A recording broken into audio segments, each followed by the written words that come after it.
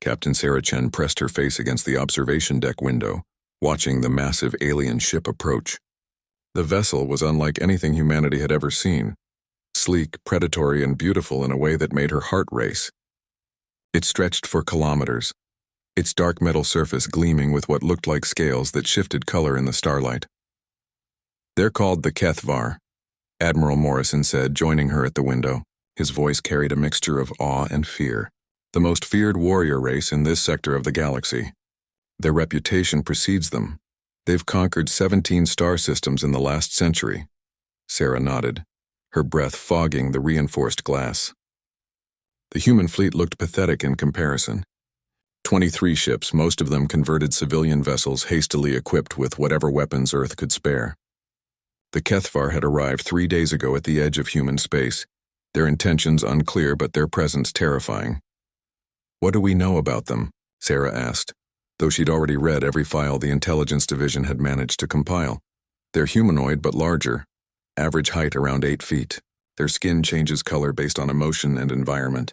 Most importantly, they value strength above all else. Weakness is considered the greatest sin in their culture." Admiral Morrison paused, watching the alien ship's docking bay open like a predator's maw. No species has ever successfully negotiated with them.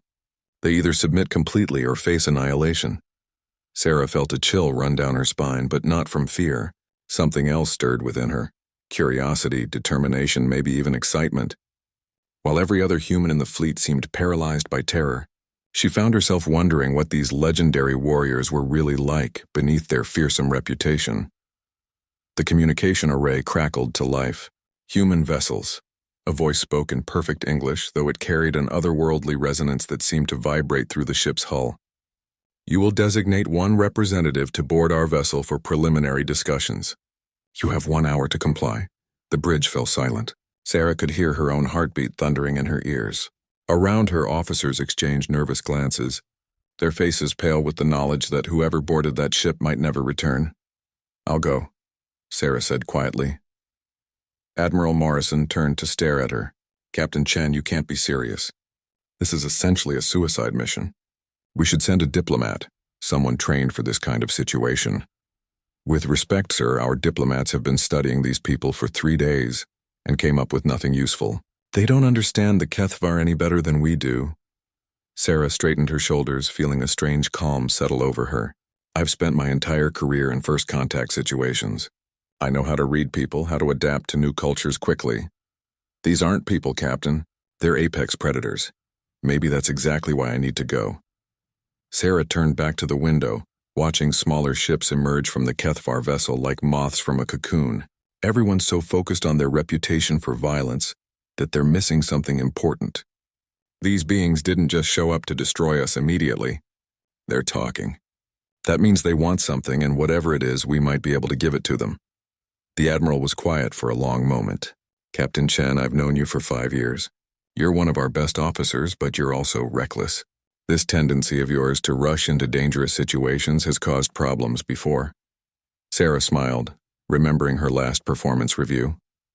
The same trait that got her in trouble with superiors had also saved 3 colonies from hostile alien encounters. "Sometimes reckless is what the situation calls for, sir." The hour passed quickly. Sarah suited up in her best dress uniform, knowing that appearances mattered to warrior cultures. She checked her translation device twice, though the HFY seemed to speak English fluently. As she prepared to board the shuttle that would take her to the alien vessel, she noticed her hands weren't shaking. That surprised her. "Captain?" Admiral Morrison appeared at her side as she reached the shuttle bay. "I want you to know that if you don't make it back, we'll tell Earth that you died a hero. With respect, sir, I plan to make it back. And I plan to bring good news with me." Sarah paused at the shuttle door. "There's something about this situation that doesn't add up. If the HFY wanted to destroy us, they would have done it already. They're here for a reason, and I'm going to find out what it is." The shuttle ride to the HFY ship took 20 minutes. As they approached the massive vessel, Sarah could see details that hadn't been visible from the observation deck. The ship's surface wasn't just scaled. It was alive somehow, pulsing with bioluminescent patterns that shifted and flowed like a heartbeat. The docking bay they entered was vast enough to hold her entire ship. When the shuttle doors opened, Sarah stepped out into an atmosphere that felt heavy and humid, tinged with scents she couldn't identify. The chamber was dimly lit by the same bioluminescent patterns she'd seen on the hull, casting everything in shades of blue and green. 3 figures waited for her, and Sarah's breath caught in her throat. The Kethvar were even more impressive in person than the intelligence reports had suggested. They stood nearly 9 feet tall, their bodies covered in what looked like living armor that shifted between deep purple and silver. Their faces were angular and alien, with large eyes that seemed to hold ancient wisdom and barely contained power. The center figure stepped forward, and Sarah noticed that its skin patterns were different from the others, more complex, more vibrant. This was clearly their leader. "I am War Leader Thektar of the 7th Fleet," the being said, its voice resonating through Sarah's chest. "You are the representative of humanity?" Sarah took a deep breath and stepped forward, meeting those alien eyes directly. "I am Captain Sarah Chen of the Earth Defense Force. I'm here to speak for my people." Something flickered across Thektar's face, surprise perhaps, or amusement. The other Kethvar exchanged glances, their skin patterns shifting rapidly. "You do not cower," Thektar observed. "This is unexpected. Should I?" Sarah asked, genuinely curious. For the first time since she'd stepped aboard the alien vessel, she saw one of the legendary Kethvar warriors smile. The silence stretched between them like a taut wire. Sarah could feel the weight of 3 pairs of alien eyes studying her every movement, every expression. The war leader's smile faded as quickly as it had appeared, replaced by something that might have been confusion. "In our experience," Thektar said slowly, "lesser species either flee in terror or prostrate themselves in submission when faced with the Kethvar." "You do neither. Why?" Sarah considered her answer carefully. Every instinct told her that honesty was crucial here, even if it might be dangerous. "Because running won't solve anything and submission isn't in my nature. You asked to speak with a human representative. Here I am." The war leader tilted his head, a gesture so human-like it caught Sarah off guard. "You intrigue me, Captain Sarah Chen. Tell me, what do you know of the Kethvar? I know you're feared throughout this sector. I know you've conquered 17 star systems and that no species has successfully negotiated with you." Sarah paused, studying Thektar's reaction. "I also know that you could have destroyed our fleet the moment you arrived. But you didn't. That tells me there's more to this encounter than simple conquest." One of the other Kethvar, smaller than Thektar but with more aggressive posturing, stepped forward. Its skin flashed bright red. "War Leader, this creature mocks us with its presumption. It dares to analyze the mighty Kethvar as if we were specimens for study."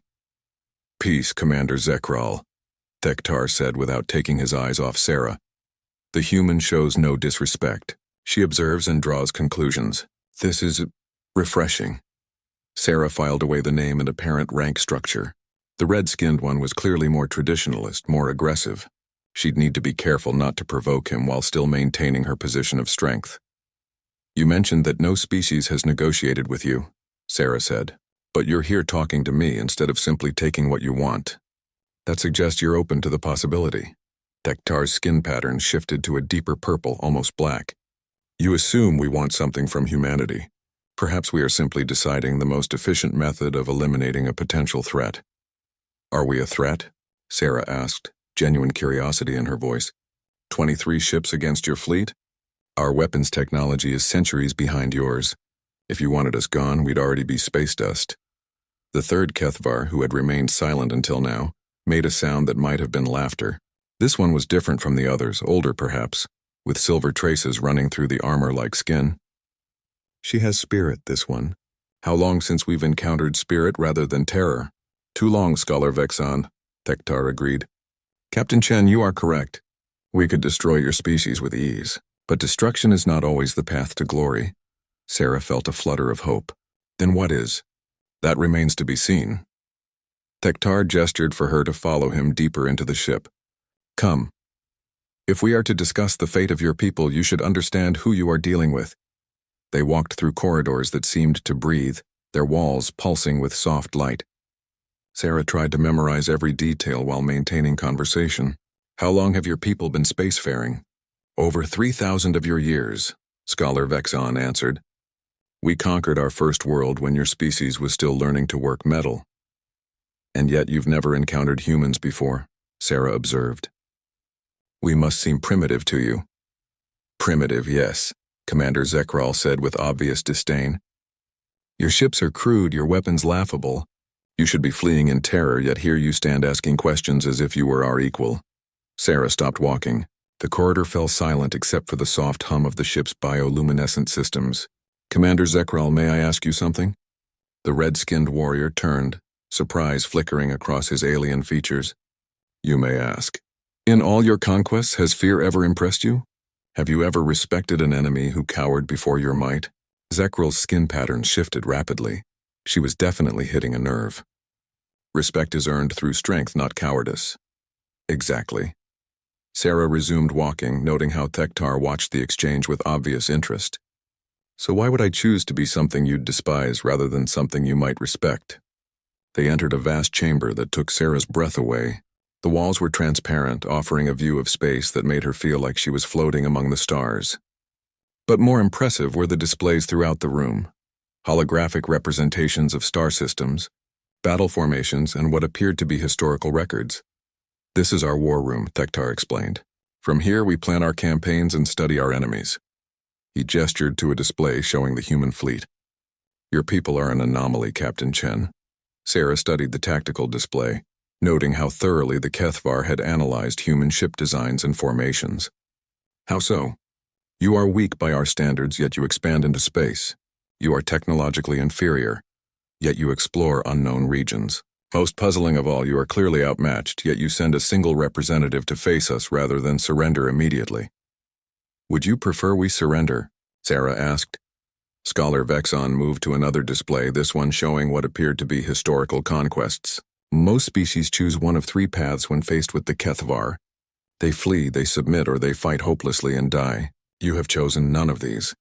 Sarah approached the historical display, studying the information. Each conquered system was marked with symbols she didn't recognize, but the pattern was clear. Overwhelming force, quick subjugation, integration into the Kethvar Empire. What happened to the species that submitted? They serve us, Commander Zekral said. They provide resources, labor, knowledge. In return, they receive protection and purpose. And the ones who fought? They died with honor, Thektar said simply. We remember them in our victory songs. Sarah nodded, beginning to understand. But none of them ever tried a fourth option. What fourth option? Vexon asked, genuine curiosity in his voice. Sarah turned to face all three Kethvar, feeling the weight of her species' future in her words. Partnership, alliance, the possibility that two different peoples might accomplish more together than either could alone. The silence that followed was deafening. Commander Zekral's skin flashed bright red again, but Thektar raised a hand to forestall whatever outburst was coming. Elaborate, the war leader said quietly. Sarah took a deep breath, knowing she was about to make the most important speech of her life. You've conquered 17 star systems through superior strength. But what comes after conquest?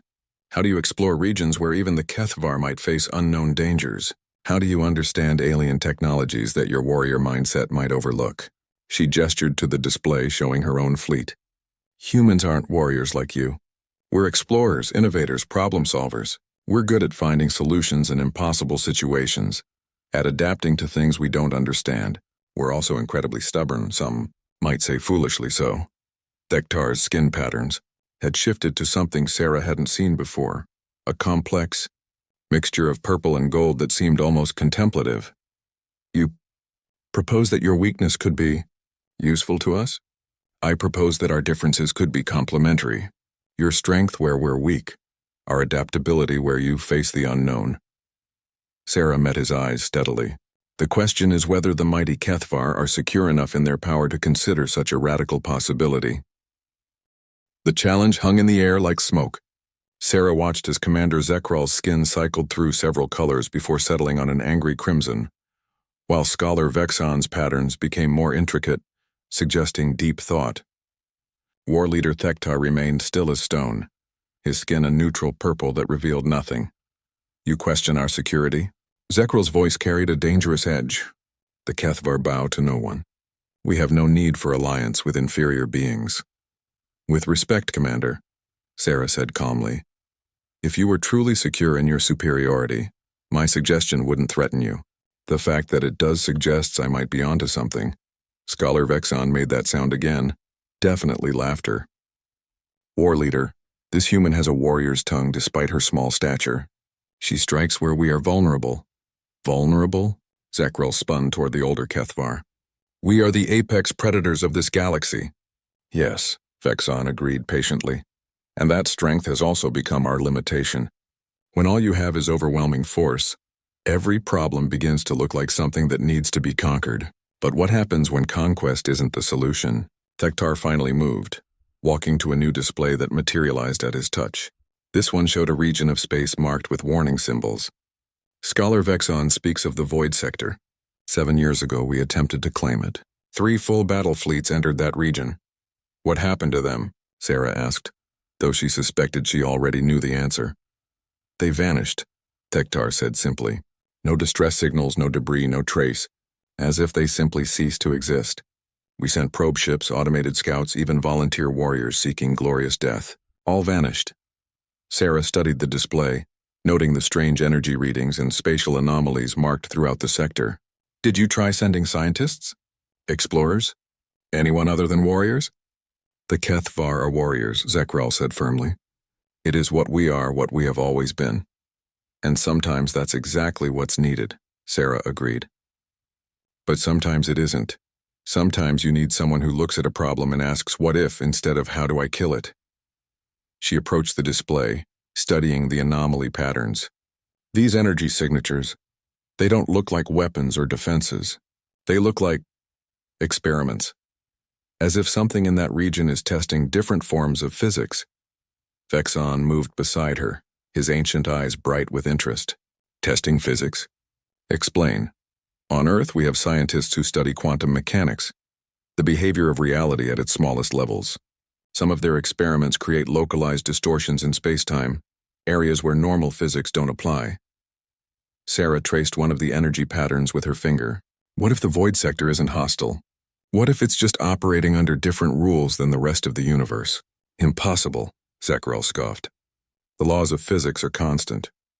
Actually, they're not, Sarah said, warming to the subject. Even human science has discovered regions where gravity works differently, where time moves at altered rates, where matter behaves in unexpected ways. The universe is far stranger than most people imagine. Thektar was quiet for a long moment, studying both the display and Sarah's face. You believe you could succeed where our warriors failed? I believe humans might approach the problem differently. We're naturally curious about things we don't understand, and we're very good at adapting to hostile environments. We also have experience with spatial anomalies. We've encountered 3 minor ones in our own exploration. And how did you handle these encounters? Sarah smiled, remembering some of the more terrifying moments of her career, carefully, scientifically, and with a lot of trial and error. The first rule of dealing with unknown phenomena is to assume you don't understand the rules until you've tested them extensively.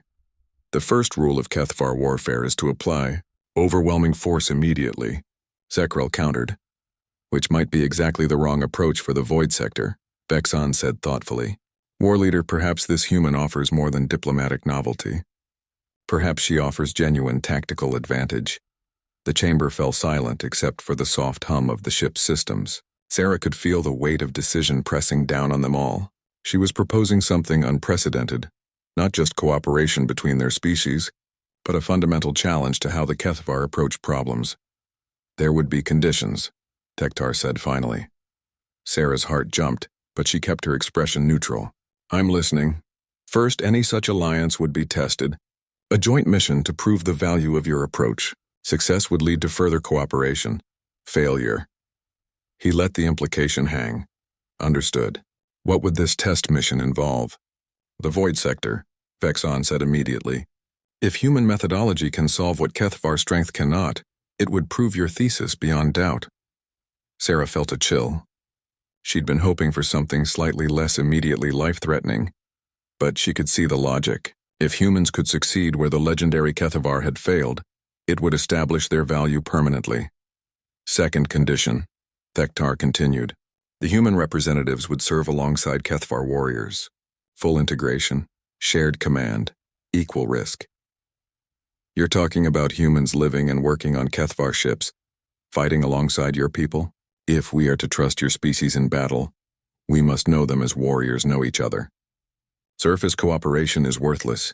True alliance requires understanding at the deepest level. Sarah nodded slowly. It made sense from a military perspective, though she wondered how her own people would react to the idea of humans serving aboard alien warships. Third condition, Zekral spoke up, his skin still angry red. Proof of courage. The Kethvar cannot ally with cowards. Your people must demonstrate that they possess warrior spirit even if they lack warrior strength. What kind of proof? Individual combat, Zekral said. Not to the death, but to demonstrate skill, determination, and courage under pressure. Each human representative must face a Kethvar warrior in single combat. Sarah's mouth went dry. The Kethvar were 8-foot-tall apex predators with natural armor and centuries of combat experience. Asking humans to fight them was like asking house cats to battle lions. That seems problematic, she said carefully. Why? Zekral challenged. Are humans cowards after all? Not cowards, Sarah said, thinking rapidly. But we're physically outmatched. It wouldn't be a test of courage. It would be execution. Then propose an alternative, Thektar said. Some demonstration of human courage that would satisfy Kethvar honor. Sarah's mind raced. What could humans do that would impress a warrior culture without being pure suicide? Then an idea struck her. Dangerous, crazy, but possibly brilliant. What if the demonstration involved the unknown? She asked. You value courage in battle, but what about courage in the face of the incomprehensible? What if humans volunteered to enter the void sector first, alone, to scout and assess the situation? The three Kethvar exchanged glances. Vexon's patterns had become extremely complex, while Zekral's red was fading to orange. Still aggressive, but considering. You would volunteer to face the same fate as our lost fleets? Thektar asked. We would volunteer to face the unknown using human methods, accepting the risks but approaching them differently than your warriors did. Sarah met his gaze steadily. That's what humans do. We go into places we don't understand, knowing we might not come back because someone has to find out what's out there. And if you vanish like our fleets? Sarah smiled grimly. Then you'll know that the void sector is beyond any solution, and you can write us off as another failed experiment. But if we succeed, if we find out what happened to your people and maybe even bring them back, then humanity will have proven its worth beyond question, Vexon finished. War leader, this proposal has merit. It tests their courage, their methodology, and their value to us all at once. Thektar studied Sarah for a long moment. You would personally volunteer for this mission? Yes, Sarah said without hesitation. I came here to represent my species. If this is what it takes to secure our future, then this is what I'll do. Something shifted in the war leader's expression, surprise perhaps, or respect. Captain Sarah Chen, he said formally, you continue to exceed expectations. 3 days later, Sarah stood in the docking bay of her own ship, watching as teams of human and Kethvar engineers worked side by side to modify the exploration vessel, Curiosity. The sight was surreal. 8-foot-tall alien warriors carefully installing human-designed sensor equipment, while her own technicians studied Kethvar power systems with barely contained excitement. I still think you're insane, Admiral Morrison said, joining her at the observation window. Volunteering to enter a region that's already claimed 3 Kethvar battle fleets? Sarah, these aren't just any aliens. They're the most feared warriors in the galaxy. Which makes their failure all the more significant, Sarah replied, watching as Dr. Martinez explained quantum sensor theory to a fascinated scholar Vexon. Morrison, the Kethvar have conquered everything they've encountered for 3,000 years. The fact that something stopped them means we're dealing with a problem that can't be solved with conventional force. And you think humans can solve it? I think humans can survive it long enough to understand it. Sarah turned from the window to face her superior. We're not trying to conquer the void sector. We're trying to figure out what it is, what happened to the missing fleets, and whether it poses a threat to the galaxy. The past 3 days had been a whirlwind of preparation and diplomacy. The Kethvar had provided detailed records of their failed expeditions, while human scientists worked around the clock to develop new sensor technology specifically designed to function in areas of altered physics. The cooperation had been remarkable and occasionally hilarious. as when Dr. Chen had tried to explain human humor to Commander Zekrel and received a lecture on Kethvar death songs in return. "Captain Chen," a voice spoke behind her. She turned to see Thektar approaching, his massive frame moving with surprising grace. Over the past few days, she'd learned to read some of his skin patterns. Right now, they showed what she thought might be concern. "War leader," she replied formally. They'd developed a protocol for their interactions that satisfied Kethvar concepts of honor while allowing for productive communication. "I wish to discuss the mission parameters once more," Thektar said. "My warriors are troubled by the concept of remaining behind while others face danger." Sarah could understand that. From what she'd learned, Kethvar culture was built around the idea that leaders led from the front, that honor came from facing the greatest dangers personally. Asking them to let humans scout ahead violated everything they believed about proper warrior conduct. With respect, war leader, this isn't about avoiding danger. It's about using the right tool for the job. Sarah gestured toward the modified ship. The Curiosity is designed for long-term exploration in hostile environments. It has redundant life support, advanced sensor arrays, and escape pods that can function independently for weeks. Your battle cruisers are magnificent, but they're not built for this kind of mission. Commander Zekrel believes we show weakness by allowing others to face unknown dangers in our stead. Sarah had expected this. Zekrel had made his disapproval clear during every planning session, his skin flashing angry red whenever humans suggested modifications to Kethvar tactics. "What do you think, war leader?" Thektar was quiet for a moment, watching the joint engineering teams. "I think that true strength sometimes requires accepting that others may succeed where you have failed. This is difficult for my people to understand. It's difficult for humans too," Sarah admitted.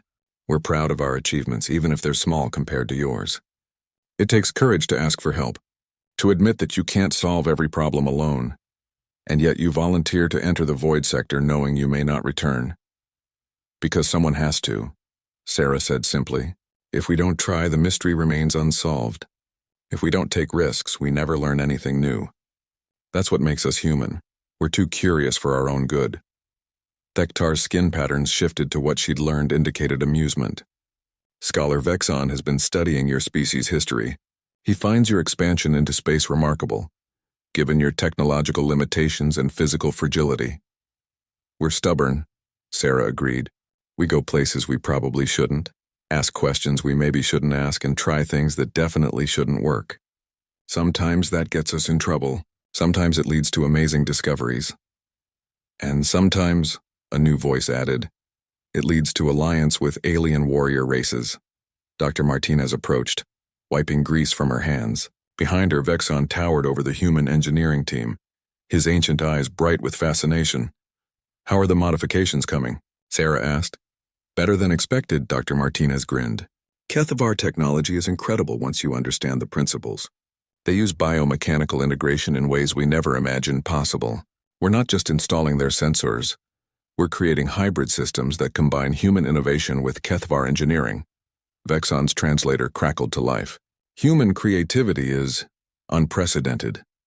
Your Dr. Martinez suggested modifications to our quantum resonance detectors that our own engineers had never considered. Simple adjustments, but potentially revolutionary." "What kind of adjustments?" Thektar asked, his attention focused entirely on the scholar. "Frequency modulation based on human music theory," Vexon explained. "Dr. Martinez observed that our sensors operate on fixed wavelengths, like a single note played continuously. She suggested varying the frequencies and patterns based on mathematical progressions your species uses in art and music." Sarah blinked in surprise. "You're using musical scales to improve sensor resolution?" "The principle is sound," Dr. Martinez said, clearly excited. "If the void sector operates under altered physics, then fixed-frequency sensors might miss important data. By varying our scanning patterns, we increase the chances of detecting anomalous readings." "It is elegant," Vexon admitted. "Kethvar engineering tends toward power and efficiency. We rarely consider artistic approaches to technical problems." Sarah felt a warm glow of pride. This was exactly what she'd hoped for. Human creativity complementing Kethvar strength, different perspectives leading to better solutions. "Any other innovations we should know about?" "Several," Dr. Martinez said. The Kethvar have agreed to install emergency beacon technology in our escape pods. If something happens to the main ship, the pods will automatically jump to hyperspace and return to fleet coordinates. We've also modified the life support systems to handle Kethvar physiology. Kethvar physiology? Sarah asked, confused. Thektar's skin pattern shifted to something she couldn't interpret. There has been a change in mission parameters, Captain Chen. Commander Zekrel has insisted that Kethvar warriors accompany your expedition. Sarah felt her stomach drop. War leader, we discussed this. The mission is designed around human methodology. And it will remain so, Thektar interrupted. You will retain full command authority, but Zekrel is correct that we cannot ask others to face dangers we would not face ourselves. 2 Kethvar warriors will accompany your team as observers and emergency backup. Which 2? Sarah asked, though she suspected she already knew. Commander Zekrel has volunteered, as has Scholar Vexon. Thektar's skin showed what might have been humor, an interesting combination. Our most aggressive warrior and our most intellectual scholar. Sarah looked at Dr. Martinez, who shrugged. The ship can handle the additional crew, and honestly, having Vexon along might be invaluable if we encounter advanced technology. What about Zekrel? He's made it clear he doesn't approve of human methods.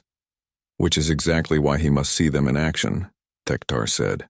Commander Zekrel represents the traditional Kethvar view. If human methodology succeeds where ours failed, he must witness it personally. Only then will he truly accept the value of alliance. Sarah nodded slowly.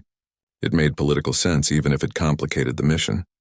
Having Zekrel aboard would be like carrying a hostile critic who could veto any decision he disapproved of. On the other hand, if they succeeded, they'd have converted their strongest opponent into a supporter. When do we depart? She asked. Tomorrow at dawn, Thektar replied. The joint fleet will escort you to the edge of the void sector, then withdraw to safe distance. You will proceed alone until you determine the nature of the threat. And if we don't return, Thektar's skin patterns became solemn. Then both our species will know that some mysteries are too dangerous to solve.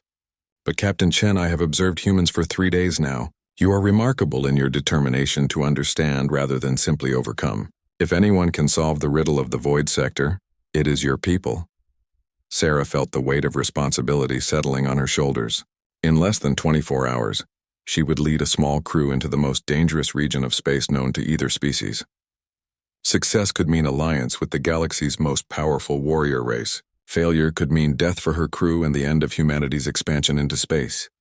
War leader, she said formally, I want you to know that regardless of what happens tomorrow, these 3 days have been an honor. Working with your people, seeing what we can accomplish together, it's been remarkable. The honor has been mutual, Captain Chen. Your courage in approaching us, your willingness to risk. Everything for your species. These are qualities the Kethvar respect above all others. Thektar paused, his skin shifting to deep purple. Tomorrow you will face the unknown. You will not face it all. The edge of the void sector looked like a wall of twisted starlight. Sarah stared at the view screen of the Curiosity, watching as normal space seemed to fold in on itself at the boundary between known physics and whatever lay beyond. Behind them, the combined human Kethvar fleet maintained position at what they hoped was a safe distance. Sensor readings are off the charts, Dr. Martinez reported from the science station. Whatever's causing the spatial distortions, it's unlike anything in our databases. Kethvar records show similar readings, Scholar Vexon added, his massive frame somehow fitting into the modified console beside her. Over the past day, Sarah had been amazed at how quickly the ancient alien had adapted to human technology. Our ships detected these anomalies before they entered the sector, but proceeded anyway. Because retreating from unknown threats isn't in the Kethvar nature, Commander Zekrel said from the tactical station. His skin had been cycling through various shades of red and orange since they'd approached the boundary. Not quite hostile, but definitely agitated. Sarah nodded, understanding the cultural context better now. For a species that had conquered everything they'd encountered, the idea of turning back because something looked dangerous would be almost incomprehensible. It was both their greatest strength and their greatest weakness. All stations report ready, Lieutenant Torres announced from navigation. The young officer had volunteered for the mission despite knowing the risks, and Sarah was grateful for his steady presence. Escape pods are armed and programmed with return coordinates. If something happens to the main ship, they'll automatically jump to hyperspace. Emergency beacons are active, Dr. Martinez added. The fleet will know immediately if we run into trouble. Sarah took a deep breath, feeling the weight of command settle around her like a familiar cloak. Vexon, based on Cathvar records, what can we expect once we cross the boundary? The scholar's skin patterns became complex, indicating deep thought. The First Fleet reported normal space for approximately 6 hours after entry. Then they encountered what their sensors described as reality fluctuations, areas where the fundamental constants of physics appeared to be variable. Variable how? Dr. Martinez asked, her scientific curiosity overcoming her nervousness. Gravity that flowed like liquid, light that moved at different speeds depending on direction, time that ran backward in localized pockets. Vexon's patterns shifted to what Sarah had learned indicated uncertainty. The reports became increasingly incoherent before communication ceased entirely. The Second and Third Fleets encountered similar phenomena, Zekral added. Each time our warriors pressed forward believing they could overcome the anomalies through determination and superior technology. And each time, they vanished, Sarah said quietly. Because they were trying to fight something that couldn't be fought. She turned to address the entire crew. Listen carefully, everyone. We're about to enter a region where normal rules don't apply. That means we need to abandon normal thinking. If you see something impossible, don't dismiss it, study it. If instruments give contradictory readings, record everything. Our job isn't to overcome whatever's in there. It's to understand it. And if understanding isn't enough, Zekral asked bluntly. Then we retreat, regroup, and try a different approach, Sarah replied. There's no shame in tactical withdrawal when facing the unknown. The commander's skin flashed red. The Cathvar do not retreat. The Cathvar also lost 3 fleets to whatever's in there, Sarah pointed out gently. Commander, your people's courage is legendary. But courage without wisdom is just another word for suicide. Vexon made his laughing sound. She has you there, Commander. Perhaps it is time the Cathvar learned when not to fight. Sarah could see Zekral struggling with the concept. Everything in his culture told him to face threats head-on, to overcome obstacles through superior force and determination. Asking him to consider retreat as a valid tactical option was like asking water to flow uphill. All right, people, Sarah said, settling into the command chair. Let's make history. Mr. Torres, take us across the boundary. Slow and steady. The Curiosity moved forward, its hybrid human Cathvar sensors recording everything as they approached the reality distortion. Sarah watched the readings with fascination. Energy patterns that defied classification, spatial measurements that contradicted themselves, temporal flows that seemed to move in multiple directions simultaneously. Crossing the boundary, now, Torres reported. For a moment, nothing happened. Then the universe seemed to shiver around them. The stars outside shifted position without moving. Colors appeared that had no names, and Sarah felt a strange sensation like falling upward while standing perfectly still. Status report, she called out, fighting off a wave of disorientation. All systems nominal, Dr. Martinez replied, though her voice sounded slightly strange. Wait, that's not right. According to these readings, we're simultaneously moving forward at full speed and holding completely still. Navigation confirms impossible readings, Torres added. Our position indicates we're in 3 different locations at once. Sarah felt a flutter of excitement rather than fear. This was exactly what they'd come to investigate. Phenomena that didn't make sense according to normal physics. Vexon, are these readings similar to what the Cathvar fleets reported? Remarkably similar, the scholar confirmed. However, your instruments seem to be maintaining function despite the contradictory data. Our sensors typically failed completely when faced with such anomalies. That's the difference between human and Cathvar engineering approaches, Dr. Martinez said with obvious pride. We build redundancy into everything and expect things to break. Cathvar technology is more efficient, but it assumes normal operating conditions. Something's appearing on long-range sensors, Torres announced. Distance. Well, the computer says it's both 3 light hours away and directly in front of us. Sarah moved to the sensor station, studying the readings. What she saw made her heart race with excitement and terror in equal measure. It's a ship. No, multiple ships. They're overlapping somehow, occupying the same space without colliding. Cathvar vessels, Vexon said quietly, his skin patterns showing deep sorrow. I recognize the energy signatures. These are our lost fleets. They're still here? Zekrel moved to the tactical station, his skin cycling rapidly through aggressive colors. Are they alive? Can we reach them? Unknown, Dr. Martinez replied, frantically adjusting sensor parameters. The readings are confused. According to some instruments, those ships are completely dead. According to others, they're fully operational. And according to a third set, they don't exist at all. Sarah stared at the impossible readings, her mind racing. What if they're all correct? What if the ships exist in multiple states simultaneously? That's impossible, Zekrel stated flatly. So was everything else we've seen since crossing the boundary, Sarah pointed out. Vexon, your people reported reality fluctuations. What if that's literal? What if space-time itself is unstable here, causing objects to exist in multiple quantum states? The scholar's patterns became extremely complex. You're suggesting that the laws of physics themselves are negotiable in this region? I'm suggesting they're fluid, Sarah corrected. Dr. Martinez, run a quantum coherence analysis on those ships. I want to know if they're experiencing superposition on a macro scale. Superposition, Zekrel asked.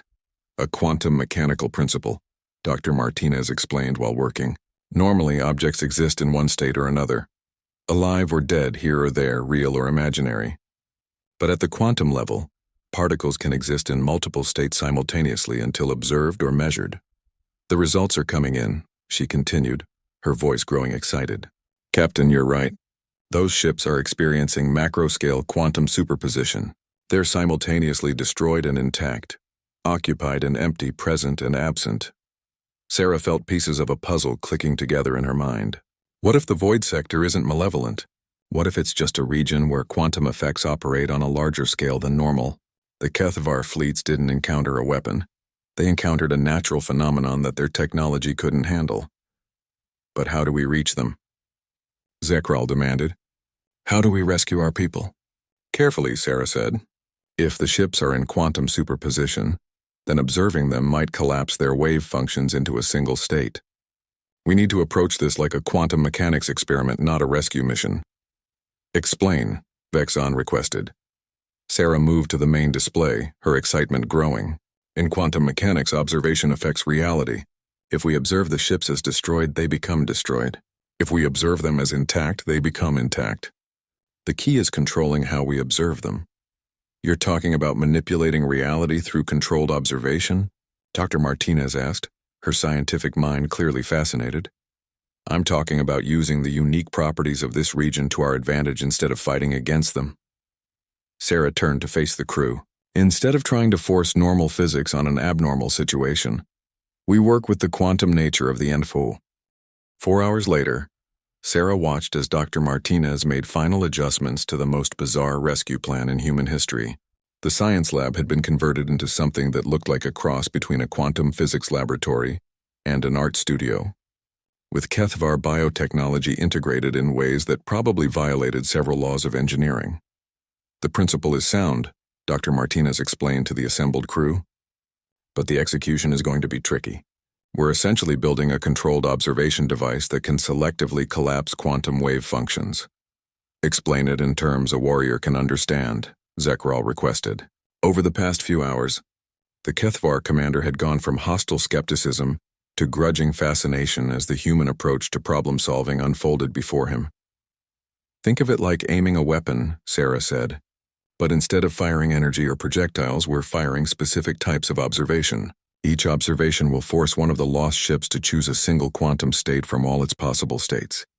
And we control which state it chooses?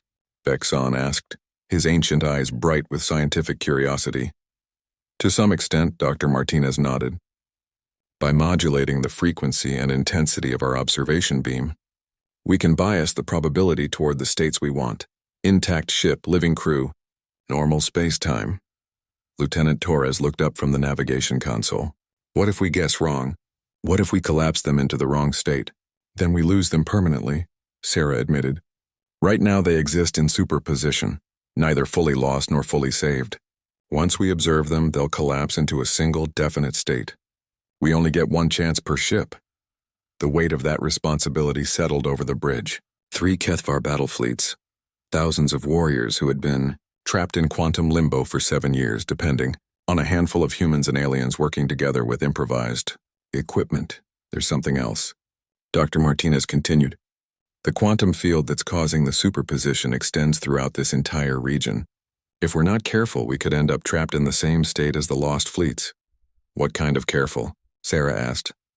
We need to maintain quantum coherence in our own ship while manipulating the coherence of the target vessels. That means keeping our observation systems isolated from our own quantum signature. Dr. Martinez gestured to the modified equipment.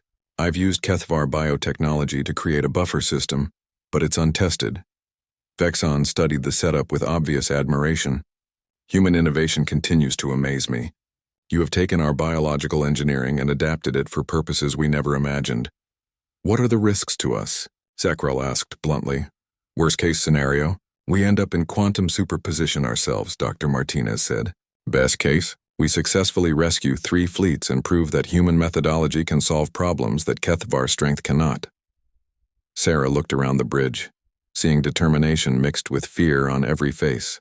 These people had volunteered for a mission that could save 2 civilizations or destroy them all. The fact that they were still here, still working toward an impossible goal, filled her with fierce pride. All right, people, let's bring our allies home. She turned to the main display, which showed the overlapping ghost images of the lost fleets. Dr. Martinez, begin with the smallest vessel. If something goes wrong, we want to minimize the potential loss. Targeting the scout ship Veltar, Dr. Martinez reported. Quantum signature suggests it's been in superposition for approximately 6 years, 7 months. Crew complement should be 12 warriors. Vexon, do you have any personal connection to that ship? I know Captain Mordak, the scholar replied. A young warrior with a talent for exploration. He volunteered for the first expedition despite knowing the risks. Good. I want you to focus on him specifically while we make our observation. Think about him being alive, healthy, in command of a fully functional ship. The more specific our observation, the better our chances of achieving the desired outcome. Sarah moved to the modified sensor station. Mr. Torres, bring us to optimal range. Zakrel, monitor our own quantum state. If we start showing signs of superposition, abort immediately. The Curiosity moved closer to the overlapping ghost ships, its hybrid sensors painting impossible pictures of vessels that existed and didn't exist simultaneously. Sarah felt the familiar pre-mission tension, but also something else. Excitement at the prospect of solving a puzzle that had defeated the galaxy's greatest warriors.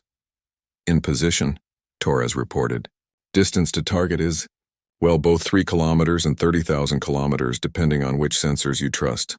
Dr. Martinez, initiate the observation beam. Low intensity, narrow focus. Let's see what happens. The laboratory equipment hummed to life. HFY biotechnology interfacing seamlessly with human quantum mechanics theory. On the main screen, the overlapping images of the Veltar began to shift and waver. Quantum coherence is fluctuating, Dr. Martinez reported. The ship is beginning to resolve into a single state, but I can't tell which one yet. Vexon, focus on Captain Mordak, Sarah instructed. Picture him alive at his command station waiting for rescue. The scholar's skin patterns became intensely concentrated. I am observing him in the state we desire, he said formally. On the screen, one of the ghost images began to solidify while the others faded. Sarah held her breath as the quantum superposition collapsed, reality choosing a single outcome from infinite possibilities. We have resolution, Dr. Martinez announced, her voice filled with excitement. The Veltar has collapsed into normal space-time. Ship appears intact, life support functional, and I'm reading 12 life signs aboard. The bridge erupted in quiet celebration, but Sarah remained focused. Open a channel. Channel open, Torres reported. HFY vessel, Veltar, this is Captain Sarah Chen of the Earth ship, Curiosity. Please respond. Static filled the channel for a moment, then a voice spoke. Alien, confused but unmistakably alive. Unknown vessel, this is Captain Mordak, where? How long have we been in the void? Our instruments show impossible readings. Sarah felt a wave of relief so intense it made her dizzy. Captain Mordak, you've been missing for 6 years, 7 months. You were trapped in quantum superposition. We're here to bring you home. Quantum, I do not understand these words. But your voice speaks truth. We are alive when we should be dead, whole when we should be destroyed. Can you maintain position while we rescue the other vessels? Sarah asked. Yes, but Captain Chen, there are things in this place, entities that exist between states of being. Be cautious as you work. The void holds more mysteries than missing ships. Sarah felt a chill. Entities? Can you be more specific? Beings of pure quantum possibility. They showed us wonders and terrors beyond imagination. They may not approve of your rescue efforts. Before Sarah could respond, the sensor board lit up with new contacts. Dr. Martinez stared at her instruments in disbelief. Captain, I'm reading massive quantum signatures approaching our position. Whatever they are, they don't follow any known physics. On screen, Sarah ordered. The main display showed something that made her mind struggle to process what she was seeing. Shapes that were simultaneously geometric and organic. Entities that appeared to be made of living mathematics. Beings that existed in multiple dimensions while somehow remaining visible to three-dimensional perception. The Quantum Collective, Vexon whispered, his skin patterns showing a mixture of awe and terror. The Lost Fleet spoke of them in their final transmissions. Beings who have transcended physical existence to become pure possibility. One of the entities moved closer, and suddenly Sarah could hear a voice in her mind. Not spoken words, but concepts transmitted directly to her consciousness. Curious little permanence, the voice said, carrying amusement like the sound of crystalline bells. You manipulate probability waves with such crude instruments, yet you achieve what the force wielders could not. You're the reason the Kethvar fleets were trapped, Sarah said aloud, hoping the entity could understand spoken language. Trapped? No. Elevated, we offered them transcendence beyond physical limitation. They chose to remain bound by linear existence. The entity's form shifted through impossible geometries. As do you, it seems. Yet your methods intrigue us. You work with quantum possibility rather than against it. We're here to rescue our allies, Sarah said firmly. Will you prevent us? Prevent? Why would we prevent such an interesting experiment? You demonstrate evolution in action, a species learning to dance with uncertainty rather than demanding absolute answers. The entity's amusement intensified. Proceed, little permanence. Show us how you bend probability without breaking it. Sarah looked around the bridge, seeing determination mixed with wonder on every face. You heard them. Let's get back to work. Dr. Martinez, target the next vessel. We have 2 more fleets to save. As the Curiosity moved toward the larger ships, Sarah reflected on the strange turn her life had taken. A week ago, she'd been a simple starship captain. Now she was performing quantum rescue operations while negotiating with beings made of living mathematics, all to forge an alliance between humanity and the... 6 months later, Sarah stood on the observation deck of the newly constructed Station Harmony, watching as human and Kethvar ships moved together through space in perfect coordination. The sight still amazed her, sleek alien vessels flying alongside human exploration ships, their crews working toward common goals that neither species could have achieved alone. The joint expedition to the Andromeda Spiral launches tomorrow, Admiral Morrison said, joining her at the viewport. 12 ships, mixed crews investigating spatial anomalies that have puzzled both our species for decades. Sarah nodded, remembering the long months of negotiation and planning that had followed their return from the void sector. The successful rescue of the 3 lost Kethvar fleets had transformed humanity's status from potential conquest to valued partner. But the real work had been building the trust necessary for true cooperation. Hard to believe it's only been half a year since first contact, she mused. Hard to believe you convinced the most feared warriors in the galaxy to become our allies by volunteering for what everyone thought was a suicide mission. Morrison replied with a grin. The history books are going to have fun with this one. Through the viewport, Sarah could see the Kethvar flagship Eternal Glory, maintaining formation with the human carrier Unity. Aboard those vessels, crews that had once been strangers were now partners, sharing knowledge and techniques that advanced both civilizations. Captain Chen, a familiar voice, spoke behind her. She turned to see war leader Thektar approaching, his skin patterns showing what she'd learned to recognize as contentment. Over the months, they'd developed a friendship that transcended their respective species' differences. War leader, she replied formally. Though they'd long since moved beyond strict protocol and private conversation, looking forward to tomorrow's launch? Indeed. The Andromeda expedition represents everything our alliance has achieved. Human curiosity guided by HFY strength, exploring regions that neither species would dare face alone. Tektar moved to the viewport, his massive frame somehow graceful in the station's artificial gravity. Commander Zekral has volunteered to serve as tactical officer aboard your ship. Sarah raised her eyebrows in surprise.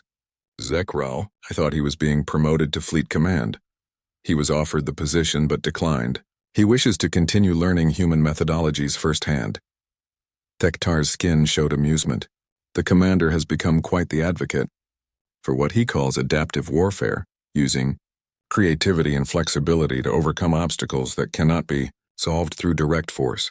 And Scholar Vexon, leading the xenobiology team aboard the Unity, he claims that studying human innovation has given him new insights into the nature of intelligence itself. Tektar paused, his expression becoming more serious. Captain Chen, I want you to know that your courage 6 months ago changed more than just the relationship between our species. It changed how the HFY think about strength itself. Sarah looked out at the mixed fleet, thinking about all the changes that had followed their impossible mission. How so? For 3,000 years, we defined strength as the ability to overcome through force. You showed us that true strength sometimes means accepting that others may succeed where you have failed, that wisdom and courage are not always about fighting. Tektar's skin pattern shifted to deep purple. The HFY High Council has authorized the first non-combat fleet in our history, exploration vessels designed for discovery rather than conquest. That's remarkable, Sarah said, genuinely impressed. What changed their minds? The quantum entities, Tektar replied. After we rescued the lost fleets, several warrior scholars volunteered to return to the Void Sector for extended communication with the collective. They brought back knowledge that has revolutionized our understanding of existence itself. Sarah remembered those strange beings of living mathematics, entities that existed in quantum superposition by choice rather than accident. What kind of knowledge? That the universe is far stranger and more wonderful than we ever imagined. That there are forms of existence beyond physical reality, challenges that cannot be met with weapons or conquered through battle. Tektar turned to face her directly. They also confirmed something we had begun to suspect, that humanity represents a unique evolutionary path in the galaxy. Unique how? Most species develop along predictable lines, either toward greater physical power or greater intellectual capacity. Humans have developed something different, the ability to adapt, to find creative solutions to impossible problems, to maintain hope in the face of overwhelming odds. Tektar's skin showed what she'd learned was deep respect. The entities called it quantum consciousness, the ability to exist comfortably with uncertainty while still taking decisive action. Sarah felt a warm glow of pride, not just for herself but for her entire species. So what's next for our alliance? Expansion, Tektar said simply. There are 17 star systems under HFY control, each with unique challenges that could benefit from human innovation. There are also regions of space that neither species has explored, mysteries that call for joint investigation. And the other galactic powers? How are they reacting to our alliance?